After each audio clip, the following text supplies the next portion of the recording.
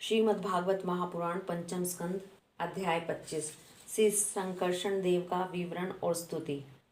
श्री सुखदेव जी कहते हैं, राजन, पाताल लोक के नीचे 30,000 योजन की दूरी पर अनंत नाम से विख्यात भगवान की तामसी नित्य कला है। यह अंकार रूपा होने से दृष्टा और दृश्य को खींचकर एक कर देती है, इसलिए 5 रात्र आगम के अनुयायी भक्तजन इसे संकर्षण कहते हैं। इन भगवान अनंत के 1000 मस्तक हैं। उनमें से एक पर रखा हुआ यह सारा भूमंडल सरसों के दाने के समान दिखाई देता है।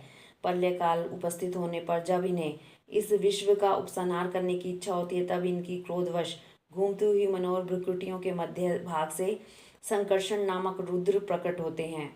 उनकी व्यूह संख्या 11 है। ये सभी 3 नेत्रों वाले होते हैं और हाथ में 3 नोकों वाले शूल लिए रहते हैं। भगवान संकर्षण के चरण कमलों के गोल गोल स्वच्छ और अरुण वर्ण नखमणियों की पंक्ति के समान दीप्यमान है। जब अन्य प्रधान भक्तों के सहित अनेकों नागराज अनन्य भक्ति भाव से उन्हें प्रणाम करते हैं, तब उन्हें उन नखमणियों में अपने कुंडल कांतिमणीय कमनीय कपोलों वाले मनोहर मुखारविंदों की मनमोहिनी झांकी होती है और उनका मन आनंद से भर जाता है। अनेकों नागराज की कन्याएं विविध कामनाओं से उनके अंगमंडल पर चांदी के खंभों के समान सुशोभित उनकी वल्य विलसित लंबी लंबी श्वेत वर्ण सुंदर भुजाओं पर अर्गजा चंदन कुमकुम पंख का लेप करती हैं। उस समय अंग स्पर्श से मथित हुए उनके हृदय में काम का संचार हो जाता है।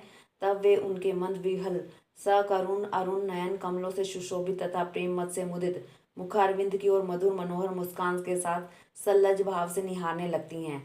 वे अनंत गुणों के सागर आदिदेव भगवान अनंत अपने अमर्ष और रोष के वेग को रोके हुए वहां समस्त लोगों के कल्याण के लिए विराजमान हैं। देवता असुर नाग सिद्ध गंधर्व विद्याधर और मुनिगण भगवान अनंत का ध्यान किया करते हैं। उनके नेत्र निरंतर प्रेम मत से मुदित चंचल और विहल रहते हैं। वे सुललित वचन अमृत से अपने पार्षद और देवयूथ को संतुष्ट करते रहते हैं।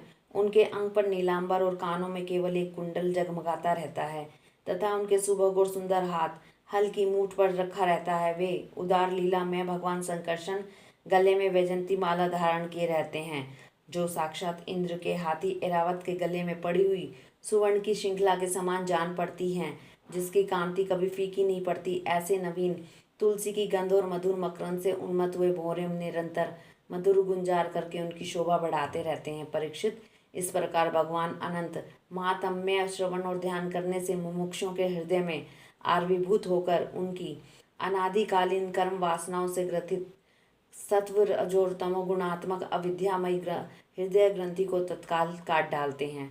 उनके गुणों का एक बार ब्रह्मा जी के पुत्र भगवान नारद ने तुमरु गंधर्व के साथ ब्रह्मा जी की सभा में इस प्रकार गान किया था, जिनकी दृष्टि पड़ने से ही जगत की उत्पत्ति स्थिति और प्रलय के हेतुभूत सत्वादि प्राकृतिक गुण अपने अपने कार्य में समर्थ होते हैं, जिनका स्वरूप ध्रुव और अकृत है तथा जो अकेले होते हुए भी इस नानात्मक प्रपंच को अपने में धारण किए हुए हैं, उन भगवान संकर्षण के तत्व को कोई कैसे जान सकता है, जिनमें यह कार्य कारण रूप सारा प्रपंच भास रहा है तथा अपने निज जनों का चित्त आकर्षित करने के लिए की हुई जिनकी वीरतापूर्ण लीला को परम पराक्रमी सिंह ने आदर्श मानकर अपनाया है, उन उदार वीर्य संकर्षण भगवान ने हम पर बड़ी कृपा करके यह विशुद्ध सत्व में स्वरूप धारण किया है, जिनके सुने सुनाए नाम का कोई पीड़ित अथवा पतित पुरुष अकस्मात अथवा हंसी में भी उच्चारण कर लेता है तो वह पुरुष दूसरे मनुष्य के भी सारे पापों को तत्काल नष्ट कर देता है।